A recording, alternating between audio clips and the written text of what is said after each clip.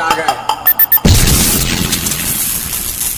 स्वागत है आप सबका आपके अपने YouTube चैनल अनुपम क्लासेस में। यह हिंदी पद्य के पवन दूतिका नामक पाठ का सेकंड क्लास है। इसके पहले क्लास में हमने पंक्ति 8 तक कंप्लीट करवा दिया था। यदि आपने नहीं देखा तो डिस्क्रिप्शन में लिंक दी हुई है, आप देख सकते हैं। तो आइए देखते हैं अगली पंक्ति। जाते जाते पहुँच मथुरा धाम में उत्सुका हो, न्यारी शोभा वर नगर की देखना मुग्ध होना। तू होवेगी चकित लख के मेरु से मंदिरों को, आभा वाले कलश जिनके दूसरे अर्क से हैं। तो इन पंक्तियों में कवि कहता है कि श्री राधा जी पवन से कहती हैं, जाते जाते पहुँच मथुरा धाम में उत्सुका हो। जब तुम मथुरा नगरी में, मथुरा धाम में पहुँचोगी तो वहाँ की अद्भुत शोभा को देखने के लिए उत्सुक हो उठोगी, लालायित हो उठोगी। न्यारी शोभा वर नगर की देखना मुग्ध होना। न्यारी शोभा वर श्रेष्ठ नगर की, अर्थात मथुरा नगरी की न्यारी शोभा, अनुपम शोभा को देखना और मुग्ध होना, मोहित हो जाना। तू होवेगी चकित लख के मेरु से मंदिरों को। तू होवेगी, हो जाएगी चकित, देखती रह जाएगी लख देख के मेरु, सुमेरु पर्वत जैसे मंदिरों को, भव्य मंदिरों को देखकर तुम उसे देखती ही रह जाएगी, अर्थात चकित हो जाएगी। जब तुम सुमेर पर्वत जैसे भव्य मंदिरों को देखेगी तो तू चकित हो जाएगी, उसे देखती ही रह जाएगी। आभा वाले कलश जिनके दूसरे अर्क से हैं। आभा वाले चमकीले कलश जिनके एक दूसरे प्रकार के अर्क सूर्य से हैं। अर्क मतलब होता है सूर्य। जो वहाँ के चमकीले कलश ऐसे प्रतीत होते हैं कि जैसे एक कोई दूसरा सूर्य हो, अर्थात सूर्य की भांति प्रतीत होते हैं। देखे पूजा समय मथुरा मंदिरों मध्य जाना, नाना वाद्यों मधुर स्वर की मुग्धता को बढ़ाना। कीवा लेके रुचिर तरु के शब्दकारी फलों को, धीरे धीरे मधुर रव से मुग्ध हो बजाना। अगली पंक्ति में श्री राधा जी कहती हैं, देखे पूजा, देख कर पूजा के समय मथुरा नगरी में जब पूजा अर्चना की जा रही हो तब मंदिरों मध्य जाना, मंदिरों के बीच जाना। जब मथुरा की मंदिरों में पूजा अर्चना की जा रही हो तब तुम वहाँ उनके बीच जाना, वहाँ जाना। नाना वाद्यों मधुर स्वर की मुग्धता को बढ़ाना। नाना अनेक प्रकार के वाद्यों मधुर स्वर, उनके स्वर को अनेक प्रकार के वहाँ पर जो वाद्य बज रहे होंगे उनके स्वर को, मुग्धता को बढ़ाना, उनके स्वर को और अधिक बढ़ा देना, अर्थात वहाँ जाकर अनेक प्रकार के बज रहे वाद्यों की ध्वनि को और मधुरता प्रदान करना, उनके स्वर को और मधुर बना देना। कीवा लेके रुचिर तरु के शब्दकारी फलों को, अथवा लेकर रुचिर मनोहर तरु वृक्ष के शब्दकारी फलों को, शब्द रूपी फलों के स्वरों को सुनकर अपने मधुर स्वर से मुग्ध होना। धीरे धीरे मधुर रव से मुग्ध हो बजाना। धीरे धीरे उनके मधुर स्वर में अपना स्वर डालकर मुग्ध होकर बजाना, अर्थात लेकर मनोहर वृक्ष के शब्द रूपी फलों के स्वरों को उनके अपने मधुर स्वर से मुग्ध होकर उनका साथ देना, उनमें मिल जाना। अगली पंक्ति में श्री राधा जी कहती हैं, तू देखेगी जलद तन को, जा वहीं तद्गता होंगे लोने नयन उनके ज्योति उत्कीर्णकारी। मुद्रा होगी वर वदन की मूर्ति सी सौम्यता की, सीधे साधे वचन उनके सिक्त होंगे सुधा से। तू वहाँ देखेगी जलद तन, जलद बादल जैसी शरीर वाले को, जा वहीं तद्गता हो, जब उनमें तल्लीन होकर देखेगी, अर्थात जलद तन बादल जैसे शरीर वाले अर्थात श्री कृष्ण को जब तुम उनमें तल्लीन होकर देखेगी। होंगे लोने नयन उनके ज्योति उत्कीर्णकारी। होंगे लोने, लोने सलोने और नयन, उनके सलोने नयन अर्थात उनकी सुंदर आँखें, उनके ज्योति उत्कीर्णकारी, उनकी आँखों से प्रकाश फैला रही होंगी। जब तुम उन्हीं में तल्लीन होकर देखोगी तो उनकी सुंदर आँखें प्रकाश फैला रही होंगी। मुद्रा होगी वर वदन की मूर्ति सी सौम्यता की। मुद्रा होगी वर, श्रेष्ठ मुद्रा, वदन उनका शरीर की मूर्ति से सौम्यता अर्थात एक वदन, वदन मतलब होता है मुख, तो मुद्रा होगी वर वदन की मूर्ति से सौम्यता, उनका सौम्य रूपी मुख, सौम्य के समान मुख को देख ऐसा प्रतीत होगा जैसे कोई श्रेष्ठ मुद्रा की मूर्ति बनी हो अर्थात एक स्वर्ण रूपी मूर्ति बनी हो। उनका सौम्य मुख को देख ऐसा प्रतीत होगा जैसे वह कोई श्रेष्ठ स्वर्ण की मूर्ति हो। सीधे साधे वचन उनके सिक्त होंगे सुधा से। सीधे साधे, उनके सीधे साधे वचन, उनके सीधे साधे शब्द उनके सिक्त होंगे सुधा से। सिक्त सींचे होंगे सुधा से, अमृत से सींचे होंगे अर्थात उनके सीधे साधे शब्द ऐसा लगेंगे कि जैसे वे अमृत से सींचे हों। अगली पंक्ति में श्री राधा जी कहती हैं, नीले फूले कमल दल सी गात की श्यामता है, पीला प्यारा वसन कट में पहनत है फबीला, छोटी काली अलक मुख की कांति को है बढ़ाती, सब वस्त्रों में नवल तन की फूटती सी प्रभा है। नीले फूले कमल दल सी गात की श्यामता, नीले फूल जैसी, कमल के फूल जैसी, दल मतलब होता है समूह, सी गात शरीर की श्यामता यानी सांवलापन, श्यामता मतलब सांवलापन, उनका जो शरीर है वो नीले कमल के फूलों के समूह जैसा सांवला मनोरम है। पीला प्यारा वसन कट में पहनत है फबीला, पीला प्यारा वसन कट में पहनत है फबीला, कटी मतलब होता है कमर, वसन मतलब कपड़ा होता है, पीला प्यारा वसन कट में पहनत है फबीला, फबीला अर्थात अच्छे सुंदर दिखने वाला। वे कमर में पीला वस्त्र पहनते हैं जो अति सुंदर दिखता है और अति शोभायमान लगता है। छोटी काली अलक मुख की कांति को है बढ़ाती। छोटी काली अलक, अलक अर्थात केस, उनके मस्तक पर जो एक छूटी हुई केस होती है वह मुख की कांति को है बढ़ाती, वह उनके मुख की शोभा को और अधिक बढ़ा देती है। उनके बालों से लटकी एक केस उनके मुख की शोभा को और अधिक बढ़ा देती है। सब वस्त्रों में नवल तन की फूटती सी प्रभा है।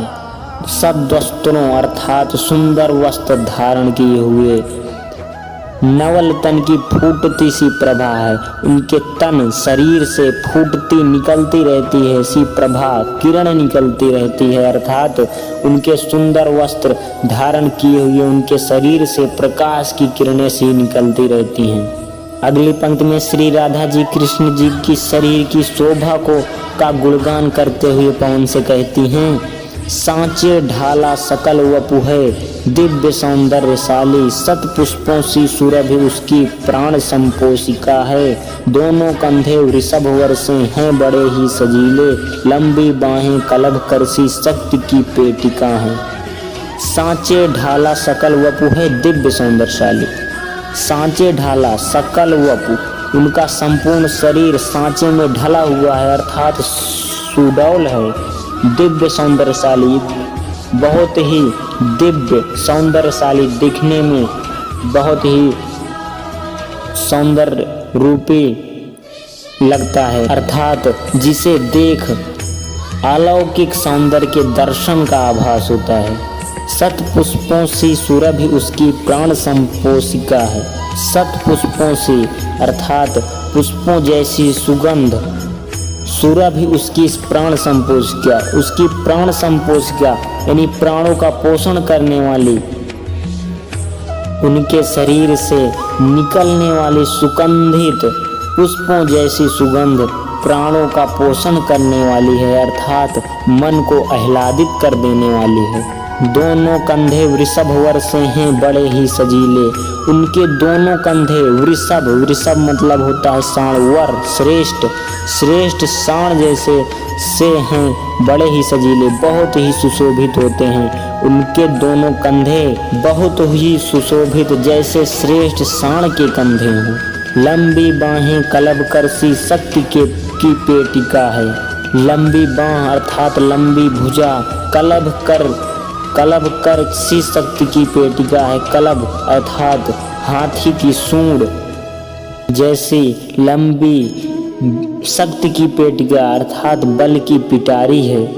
उनकी दोनों भुजाएं हाथी की सूंड जैसी लंबी बल की पिटारी हैं, अर्थात अति शक्तिशाली हैं।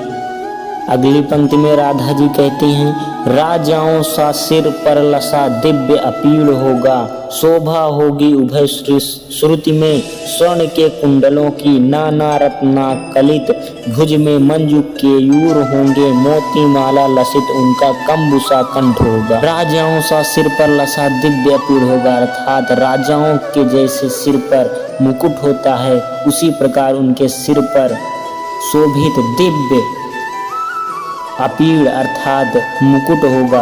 उनके सिर पर राजाओं जैसा शोभित दिव्य मुकुट विराजमान होगा।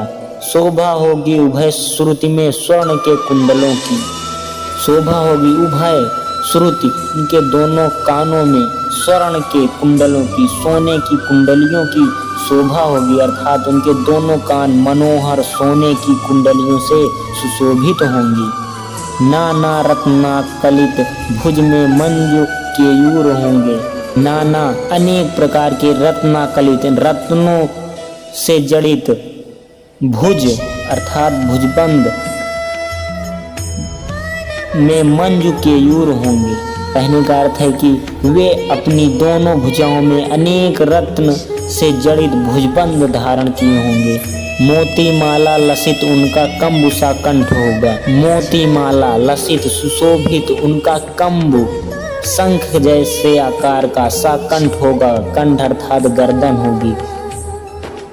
शंख जैसी सुंदर और सुडौल दिखने वाली उनकी गर्दन में मोतियों की माला होगी।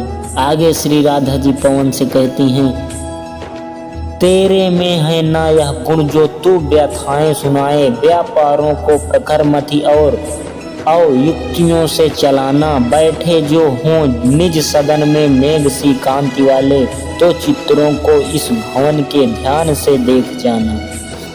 तेरे में है ना यह गुण जो तू व्यथाएं सुनाए। तेरे में अर्थात तुझमें ना यह गुण, तुझमें यह गुण नहीं है जो तू व्यथाएं सुनाए, जो तू मेरे दुखों को सुना सके, जो तू मेरे दुखों को उन्हें सुना सके अर्थात श्री कृष्ण को सुना सके। व्यापारों को प्रखर मति और युक्तियों से चलाना, इसलिए अपनी तीव्र प्रखर मतलब तीव्र मति बुद्धि और युक्तियों से चलाना, इसलिए तू अपनी तीव्र बुद्धि और विवेक का प्रयोग करते हुए क्रिया व्यापारों के माध्यम से अपना कार्य करना। बैठे जो हों निज सदन में मेघ सी कांति वाले, बैठे हों यदि बैठे हों निज सदन अपने भवन में बैठे हों मेघ सी कांति वाले अर्थात बादल जैसे सुशोभित होने वाले, अर्थात श्री कृष्ण जी को कह रही हैं कि यदि वो अपने घर में बैठे हों तो चित्रों को इस भवन के ध्यान से देख जाना। तो तुम भवन के सारे चित्रों को ध्यान पूर्वक देखना। जो चित्रों में विरह वधुरा का मिले चित्र कोई, तो जा के निकट उसको भाव से यूं हिलाना। प्यारे हो के चकित जिससे चित्र को और देखें, आशा है यूं सूरत उनको हो सकेगी हमारी। इस पंक्ति में श्री राधा जी कहती हैं, यदि तुम्हें जो चित्रों में विरह वधुरा को मिले चित्र कोई, यदि तुम्हें उन चित्रों में कोई विरह से व्यथित यानी वियोग से व्यथित किसी स्त्री का चित्र दिखे, वधुरा अर्थात स्त्री का कोई चित्र दिखे, तो जाके निकट उसको भाव से यूं हिलाना।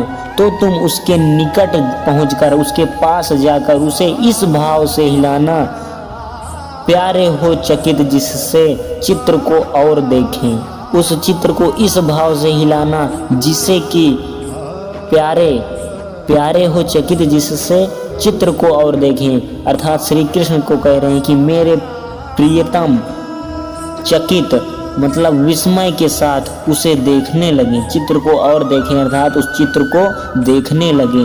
आशा है यूं सूरत उनको हो सकेगी हमारी, आशा है कि उस चित्र को हिलता देख वे उन्हें सूरत अर्थात याद आएगी, उनको हो सकेगी हमारी, अर्थात उनको हमारी याद आ सकेगी। राधा जी कहते हैं कि यदि कोई उन चित्रों में वियोग से व्यथित किसी स्त्री का चित्र दिखे तो तुम उसके निकट पहुंचकर उसे इस भाव से हिलाना जिसे कि मेरे प्रियतम विस्मय के साथ उसे देखने लगे।